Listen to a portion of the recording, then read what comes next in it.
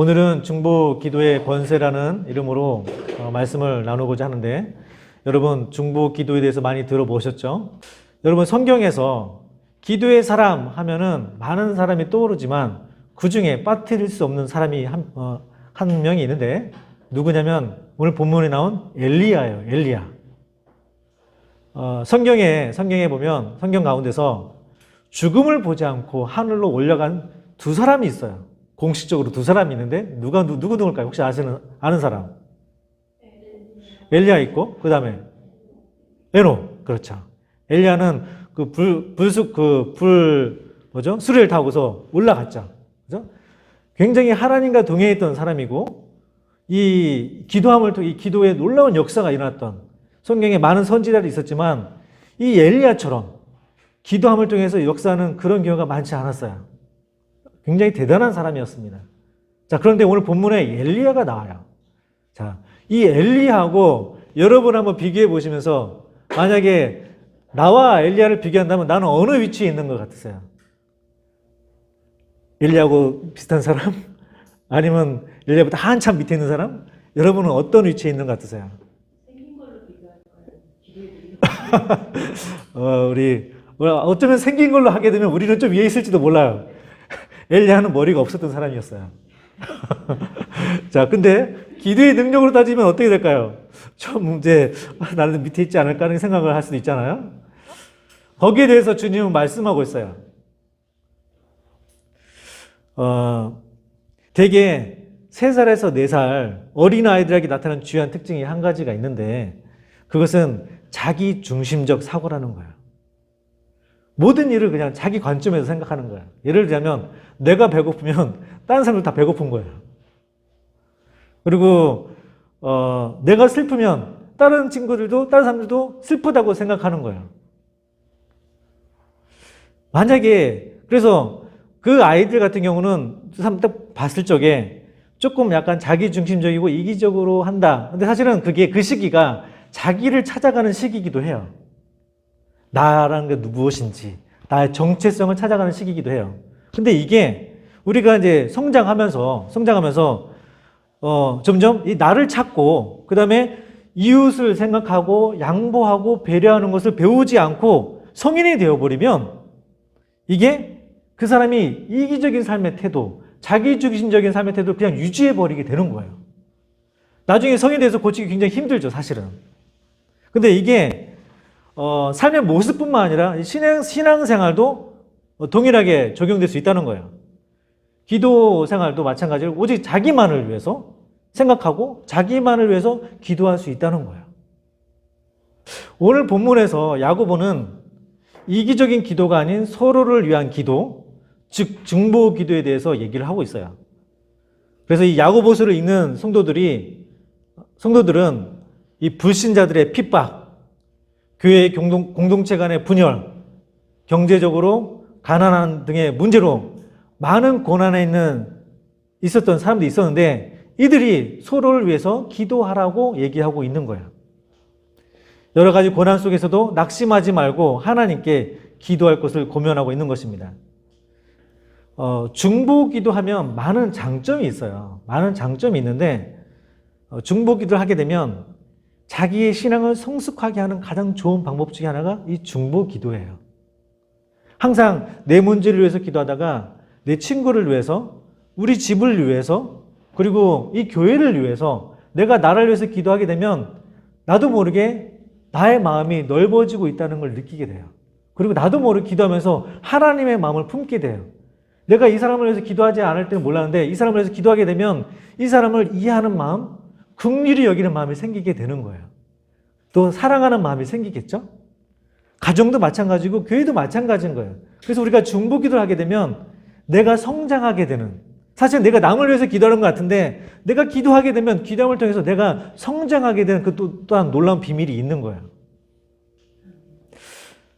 그리고 이 중보 기도하게 되면 하나님의 응답하심을 내가 체험할 수가 있어요. 그냥 교회만 왔다 갔다 하면은 잘 몰라요, 사실은. 그냥 내가 뭘 해서 기도해 줄까, 어떻게 지내니, 이 정도 되지만, 내가 같이 기도하게 되고 같이 중보기도에 참여하게 되면 하나님의 응답하심을 내가 몸소 느끼는 거예요. 또 기도의 신기한 건 뭐냐면 나를 위해서 기도할 때보다 상대방을 위해서 같이 기도하게 되면 더 빨리 응답하게 되심을 또 체험하게 되는 거예요. 그런 거 경험한 적 있으신가요? 먼저 하나님의 나를 위해서 누군가를 위해서 기도하게 되면 하나님의 응답하심을 더 빨리 체험하게 돼요. 그걸 통해서 더 성숙해 가는 거죠. 여기서 야고보가 우리 고난에 대해서 얘기했어요. 고난 당하는 자가 있느냐? 기도할 것이요 라고 했는데 여기서 고난은 믿음으로 인해서 당하는 고난, 그리고 이유 없이 당하는 고난, 그리고 죄 때문에 오는 고난, 일반적으로 당할 수 있는 모든 고난을 다 포함해서 얘기하고 있어요. 그래서 그리스도인이 고난을 당하면 어떻게 하는가? 고난 당한다는 뜻은 힘들다는 뜻을 얘기하잖아요. 내 마음이 낙심되고 힘들고 어렵고 때로는 일어나기조차 힘든 그런 상황을 얘기하는 건데, 이럴 때 세상 친구들 만나서 얘기하고 때로는 술 먹고 뭐 그런 말초적인 쾌락에 빠지는 것이 아니라, 크리스찬은 고난 당할 때 하나님께 기도하라 라고 이 야고보는 얘기하고 있는 거예요. 그리고 또 얘기하기를, 그래서 불평 대신에 적극적으로 기도하라 라고 얘기하고 있고, 그 다음에 즐거워하는 자가 있느냐? 그는 찬송할 것이요 얘기하고 있어요. 나한테 좋은 일이 생겼어요. 그러면 친구들 불러서 야, 나한테 좋은 일이 있어. 그리고 먹고 마시고 하는 그것이 아니고 먼저 하나님께 가서 감사하고 찬양하라고 야고보는 얘기하고 있는 거예요. 그리고 병든 자가 있느냐? 교회 장로들에게 청할 것이요 라고 했는데, 그 당시에 장로들이라 하면 교회를 치리하고 뭔가 대표하는 책임을 지는 사람을 얘기하는데, 요즘 말로 얘기하면 감독이라고도 표현할 수가 있는 거예요. 우리 가운데, 중보기도 하게 되면, 우리 가운데 믿음으로 기도를 요청하는 자가 있느냐? 먼저 우리가 물어볼 필요가 있어요. 여러분들은 기도 제목이 생기면 나 이런 기도 제목이 있어라고 기도를 요청하시는 편인가요? 사실 요즘은 이 세대가 프라이버시를 굉장히 강요하는 세대가 되어지고 있어요. 그러다 보니까 솔직하게 오픈하지 않는 걸 어떻게 되면 그게 뭐 더 잘하는 것처럼, 내 일을 처리하는 것처럼 하고 있는데, 사실 이거는 기도하고는 조금 약간 거리가 있는 거예요. 물론 프라이버시는 존중이 돼야 되지만 이 기도 문제에 대해서는 자기의 마음의 문을 열고 요청할 수 있는 게 필요한 거예요. 사람은 혼자서 살 수가 없어요. 교회 공동체가 그래서 너무나 중요한 거예요.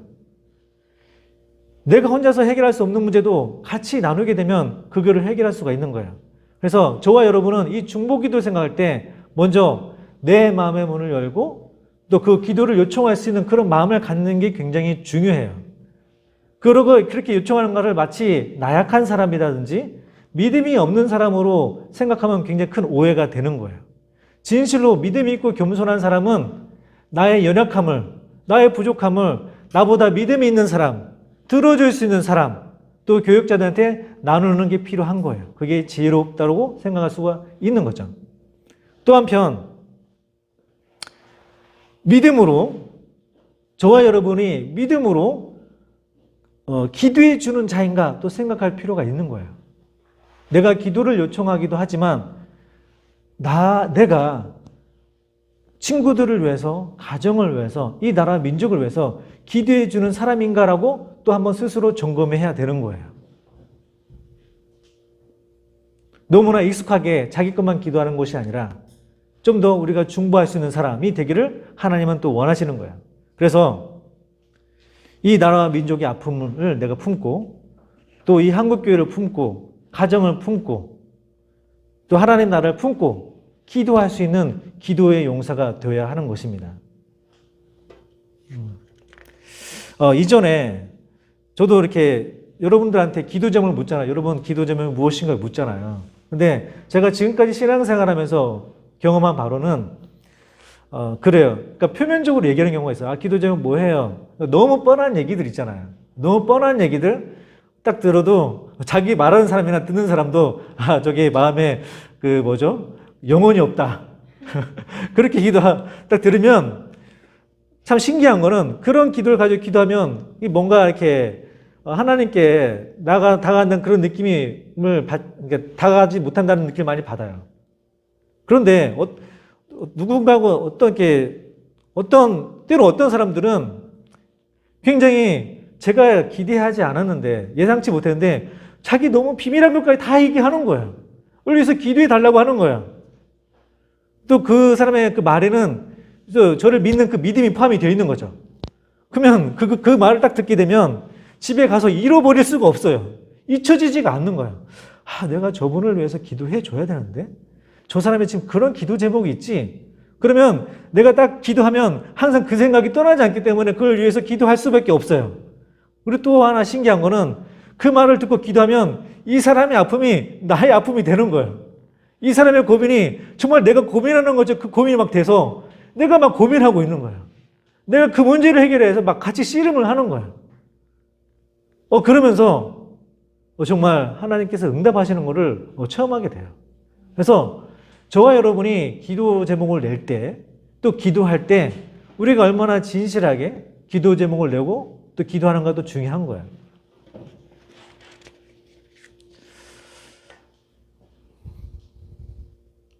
또 하나님이 여기서 본문에 보면은 믿음의 기도가 역사하는 것에 대해서 얘기하고 있어요. 그러면서 믿음의 기도는 역사하는데 병든 자를 하나님께서 고쳐주시고 주님이 일으켜 주신다라고 얘기하고 있어요. 그리고 죄를 범하였을지라도 사하심을 받으리라 라고 얘기하고 있어요. 여러분, 혹시 여러분의 아픈 부위가 기도함을 통해서 나아 본 적이 있나요? 그리고 혹시 여러분이 기도하는 동안에 내가 죄사함을 받았다라고 하는 그런 체험을 하신 적이 있나요? 자, 그렇게 되려면 여기서 성경에서 두 가지를 얘기하고 있는데, 먼저는 너희 죄를 서로 고백하라 라고 얘기하고 있고, 그 다음으로 얘기하기를 병이 낫기를 위해 서로 간절히 기도하라 라고 얘기하고 있어요. 그러면서 의인의 간구는 역사하는 힘이 큼이라 라고 얘기하고 있는데, 아까 그 엘리야를 얘기할 때 우리는 의인이라고 표현하기도 해요. 자, 그럼 우리가 퀴즈에 딱 들죠. 내가 의인인가? 하나님은 내 기도를 들으시는가? 라는 의문을 가질 수밖에 없어요. 그죠? 하나님께, 주님 말씀하시기를 하나님께 나아가는 자는 반드시 하나님이 계신 것과 그에게 간구하는 것을 믿어야만 하나님께 받는다고 말씀하셨는데, 내가 기도하면서 이 병 나을까? 하나님이 계실까? 의심하면 당연히 기도가 안 되겠죠. 자, 엘리야는 의인이야. 그러면 나는 의인인가라는 우리 퀴즈를 딱 하게 되면 주님 말씀하시기를 이 세상에 죄 없는 사람은 없다라고 얘기하고 있어요. 로마서 3장 23절에 보면은 모든 사람이 죄를 범하였으며 하나님의 영광에 이르지 못하더니 라고 얘기하고 있습니다. 모든 사람이 죄를 지었기 때문에 하나님과의 사이를 갈라놓았다는 거예요. 자, 이건 너무나 기본적인 원리이기 때문에 저와 여러분이 분명히 알고 있어야 돼요. 죄는 하나님과 우리를 갈라놓고 있다는 거예요. 그래서 이걸로 끝나는 게 아니고 그로 말미암아 이 죄악이 하나님의 얼굴을 가려버린다는 거예요. 그래서 우리의 기도를 듣지 못하게 한다는 거예요. 저와 여러분이 죄를 짓고 있어요. 하나님이 원하시지 않는 일을 막 하고 있어요. 그래서 내가 무슨 기도를 하고 있어요. 하나님 왜 기도에 응답하지 않고 계신가요? 굉장히 큰 모순인 거죠. 내가 잘못하고 죄를 지어서 하나님의 귀를 막고 있으면서 하나님 왜 응답하지 않고 있으세요? 뭔가 잘못되고 있는 거죠, 순서가. 그죠? 이사야 59장 2절에 보면은 오직 너희 죄악이 너희와 너희 하나님 사이를 갈라놓았고 너희 죄가 그의 얼굴을 가려서 너희에게서 듣지 않으시게 함이니라. 하나님의 응답을 안 하시는 게 아니고 나의 죄가 하나님의 귀를 막고 있는 거예요. 응답하심을 막고 있다는 걸 우리는 알아야 되는 거예요. 잠언 15장 29절 여호와는 악인을 멀리하시고 의인의 기도를 들으시느니라. 그리고 더 나아가서 이 죄로 말미암아 우리는 죽을 수밖에 없다고 주님은 분명히 말씀하셨어요. 로마서 6장 23절에 죄의 삭은 사망이요 하나님의 은사는 그리스도 예수 우리 주 안에 있는 영생이니라. 그러면 하나님, 그러면 우리는 어떻게 해야 되죠? 우리의 죄는 어떻게 해결해야 됩니까? 우리는 그러면 응답받으려면 어떻게 해야 됩니까? 라고 하나님께 물어볼 수가 있잖아요. 하나님은 그에 대한 길을 여셨어요. 하나님, 우리가 하나님께 나갈 수 있는 길을 여셨던 것입니다. 즉 하나뿐의 아들 독생자를 이 땅에 보내셔서 우리 죄를 대신해서 십자가에서 대속하게 하신 거예요. 그래서 십자가가 너무나 중요한 거예요. 그로 말미암아 우리가 하나님께 나갈 수 있는 길이 생긴 겁니다. 히브리서 10장 19절 20절에 보면은 우리 교독 한번 하겠습니다. 그러므로 형제들아 우리가 예수의 피를 힘입어 성소에 들어갈 담력을 얻었나니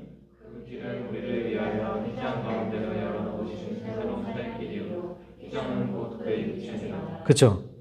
예수님의 육체를 통해서 옛날에 그 휘장은 지성소로 들어가는 휘장이었어요. 지성소는 하나님과 만나는 장소였어요. 그곳은 대제사장만 1년에 한 번씩만 들어갈 수 있었는데 예수님이 십자가에서 돌아가심을 통해서 휘장이 찢어진 거예요.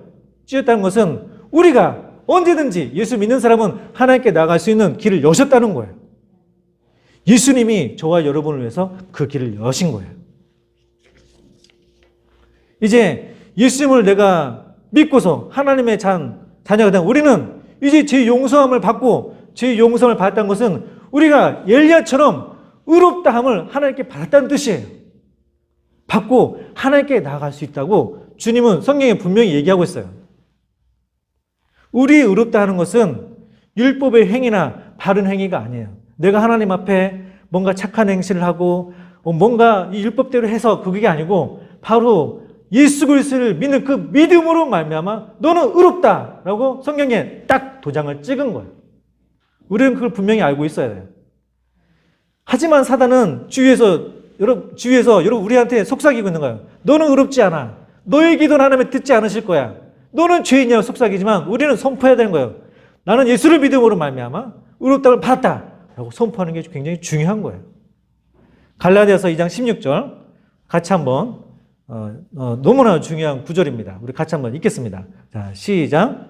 사람이 의롭게 되는 것은 율법의 행위로 말미암음이 아니요 오직 예수 그리스도를 믿음으로 말미암는 줄 알므로 우리도 그리스도 예수를 믿나니 이는 우리가 율법의 행위로서가 아니고 그리스도를 믿음으로써 의롭다함을 얻으려 함이라.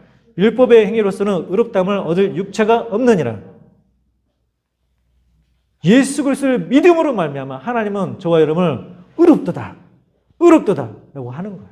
그래서 우리가 하는 기도를 하나님이 엘리야처럼 들으실 수가 있는 거예요. 자, 그러면 그 다음 또 이런 질문을 던질 수가 있어요. 내가 예수님을 믿었어요. 의롭게 되는데, 내가 오늘 뭔가 또 잘못을 했네? 내가 알게 모르게 잘못을 했어요. 내가 말로 죄를 짓거나, 혹은 내가 눈으로 죄를 짓거나, 내가 잘못을 했어요. 그럼 어떻게 하면 되는 거죠? 어떻게 해야 될까요? 보통 이런 경우에 세 가지 경우가 있어요. 세 가지 경우가 있는데, 내가 예수를 믿었는데 그 뒤에 죄를 지었어요. 세 가지 경우가 있는데, 첫 번째는 내가 예수님을 처음 믿을 때 회개했기 때문에 더 이상 회개할 필요가 없어 라고 하는 사람들이 있어요. 이게 어떤 사람들이냐면, 여러분 이렇게 신문 방송에 보시게 되면 아마 지하철에도 그런 광고가 있는데, 기쁜 소식 선교회, 구원파, 이걸 우리 구원파라고 얘기해요. 이들은 예수를 믿을 때 한 번 회개하면 회개할 필요가 없다라고 얘기하는 건데 그건 아닌 거예요. 우리가 목욕하거나 한 번 딱 목욕하지만 그 다음에 손을 씻듯이 우리가 이제 죄를 짓게 되면 그날 회개하는 게 필요한데 여기서는 그게 아니다. 그냥 한 번 회개하면 끝이다라고 그러는데 그건 아닌 거예요. 이게 구원파들이 얘기하는 겁니다. 두 번째 반응은 어떤 반응이냐면 계속 회개만 강조하는 거예요. 자꾸 정죄를 주는 거죠. 너는 회개해야 돼. 너는 회개해야 돼. 막 내가 뭔가 계속 잘못하고 있는 사람처럼 계속 막 정죄하는 거예요. 그러니까 교회를 다니면서도 자유함이 없는 거예요. 뭔가 막 음치로 들고 막 죄인인 것처럼 막 사는 그런, 이것도 아닌 거예요. 자, 그러면 말씀드린 것처럼 우리가 하나님 앞에 의인이지만 내가 아침에 또 저녁에 내가 돌아보면서 잘못한 것에 대해서 회개하고 하나님의 용서를 받아들이고 나를 용서하고 그 안에 자유를 누릴 수 있는 삶이 되어야 되는 거예요. 그래서 회개하고 내가 잘못을 했다. 의인인데, 하나님에 있어서 의인인데 내가 잘못을 저질렀다. 즉시 회개하고 180도 돌이키는 거예요. 그죠? 이 회개는 180도 돌이키는 거 아시죠? 하나님 잘못했습니다 하고 뒤돌아서 똑같은 것을 하게 되면 이건 회개가 아닌 거죠. 성경에서 이걸 무엇이라고 표현합니까? 개가 토한 것을 다시 먹는다라고 표현하고 있어요. 내가 잘못을 하고 똑같은 잘못을 하는 것을 개가 토하고 다시 먹는 거예요. 그렇게 표현하고 있는 거예요. 회개라는 것은 반드시 돌이키는 걸 얘기하는 거예요. 자, 근데 내 힘으로 안 돼요. 그렇죠. 내 힘으로 되지 않아요. 그래서 성령님 말씀하셨죠? 주의 성령을 너한테 보내주겠다고. 너 육신의 소유 살지 말고 주의 성령을 따라 살으라고. 우리가 성령을 따라 살기 위해서는 날마다 기도함으로 말씀함으로 주의 성령께서 죄를 이길 수 있는 힘을 주신다고 주님 말씀하셨어요. 마태복음 7장 20절에 이르시되 너희 믿음이 작은 까닭이니라 진실로 너에게 이르노니 만일 너에게 믿음이 겨자씨 한 알만큼만 있어도 이 산을 명하여 여기서 저기로 옮겨지라 하면 옮겨질 것이요 또 너희가 못할 것이 없으리라. 저와 여러분이 이제 하나님 안에서 의인이라 믿음으로 말미암아 의인이라 칭을 받는 저와 여러분은 겨자씨 하나 만한 믿음이 있어도 무엇이든지 하나님께 구하면 주님께서 응답해 주시겠다고 말씀하셨어요. 이 믿음으로 주님 앞에 나아가는 것이 필요합니다. 저와 여러분은 하나님 보시기에 의인인 거예요. 하나님은 무엇을 기대하실까요? 엘리야처럼 하나님 앞에 나와서 아버지의 뜻을 이루기를 원하시는 거예요. 이제 저와 여러분이 이 엘리야처럼 주님 앞에 나와서 여러분이 하시는 것, 가족들, 또 공부하는 것, 또 삶의 영역에 대해서 주님 앞에 기도하기를 원하는 거예요. 주님은 그러한 믿는 자를 통해서 역사하시기 때문에 그걸 원하시는 겁니다. 엘리야는 비가 오지 않기를 기도했을 때 기도함을 통해서 비가 오지 않기를 기도함을 통해서 3년만 동안 비가 내리지 않았어요. 그리고 다시 기도하니까 비가 내렸어요. 의인의 강구는 역사는 힘이 크다고 주님은 말씀하셨습니다. 자, 그리고 이제 우리 중보 기도에 대해서 잠깐 다시 한번 전체적으로 조금 정리를 하고 싶은데, 우리가 하나님께 나아갈 때 중보 기도할 때 여러분 기도를 어떻게 하시나요? 딱 가자마자 하나님 뭐 해주세요 이렇게 기도하시나요? 기도도 마치 뭔가 흐름이 있는 것처럼 순서가 있다는 거예요.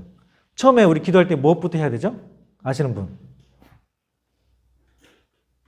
무엇부터 해야 될까요? 시편 104편 100편 4절에 보면 감사함으로 그의 문에 들어가며 찬송함으로 그의 궁전에 들어가서 그에게 감사하며 그의 이름을 송축할지어다. 이거는 그냥 시적인 옥구가 아니에요. 하나님 앞에 나아가는 자는 하나님께 먼저 감사하는 거예요. 감사함으로 그 문에 들어간다고 그랬어요. 하나님의 보좌 앞에 그 문에 우리가 들어가는 거예요. 그리고 찬송함을 통해서 하나님의 계신 그 궁전에 들어간다고 표현하고 있어요. 그래서 우리가 하나님 앞에 나갈 때 기도하고 찬송하는 게 굉장히 중요한 거예요. 자, 우리가 예배 드리기 전에 우리 찬송을 하잖아요. 여러분이 기억할 게 뭐냐면, 저와 여러분이 은혜를 받으시려면 사실은 예배 드리기 10분 전에 먼저 와서 먼저 준비 기도를 하는 거예요. 마음의 기도를 하는 거예요. 그리고 찬송함을 통해서 내 마음의 문이 열리고 하늘 문이 열리고 하늘 궁전의 문이 열면서 준비가 되는 거예요. 그리고 말씀을 들을 때 다른 사람이 듣지 못한 그 말씀을 내 마음에 새겨서 들을 수가 있는 거예요. 그런데 이걸 여러분도 경험하셨겠지만 이런 거 없이 중간에 막 예배에 헐레벌떡 딱 앉으면은 말씀이 잘 들어올까요? 잘 안 들어오잖아요. 이게 너무나 당연한 거예요. 자, 그래서 기도할 때는 내 기도뿐만 아니라 중보 기도할 때는 먼저 감사하고 찬송을 한다. 자, 그 다음에 어떤 기도를 해야 될까요? 그 다음에 내가 감사하고 찬송했어. 그 다음에는 어떤 기도 해야 될까요?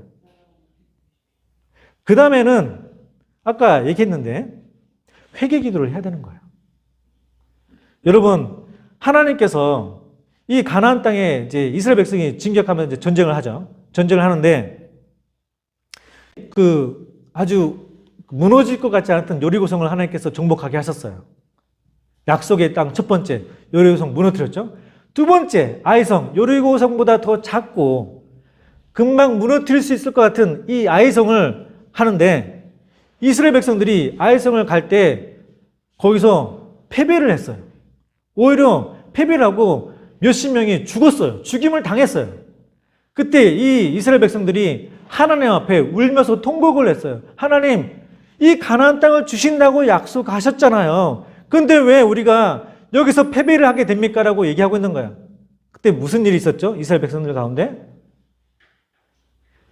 이스라엘 회중에 아간이라는 자가 하나님의 물건을 훔쳐갔어요. 하나님께서 손대지 마라! 라고 하는데 이 아간이 재물에 욕심을 품고서 하나님의 물건을 훔쳐간 거예요. 그리고 또한 이것뿐만 아니라 이 이스라엘 백성이 이전에도 이 성중에서 바알로 인해서 우상을 숭배하고 음행을 하면서 역병이 돼서 2만 명이 넘는 사건이 있었어요. 하나님께서 축복해 주신다고 했는데 왜 나한테 이런 질병과 잘못된 일이 발생하죠? 무슨 일이 있었던 거죠? 죄가 있었던 거예요. 이 아이성을 점령하기 위해서는 아간을 잡고서 그 문제를 처리했었어야 되는 거예요. 저와 여러분이 중보를 하기 위해서는 하나님께 감사하고 찬양하고 그 다음에 회개하는 게 필요한 거예요. 회개함이 없이 잘못됨을 돌이킴이 없이 중보해도 아까 얘기했죠. 이 죄가 하나님과의 그 사이를 가로막는다고. 반드시 회개하는 게 필요한 거예요. 저와 여러분이 하나님 앞에 진심으로 기도하게 되면 하나님께서 마음을 부어주세요. 회개하는 마음, 무엇이 잘못되는지 가르쳐 주세요.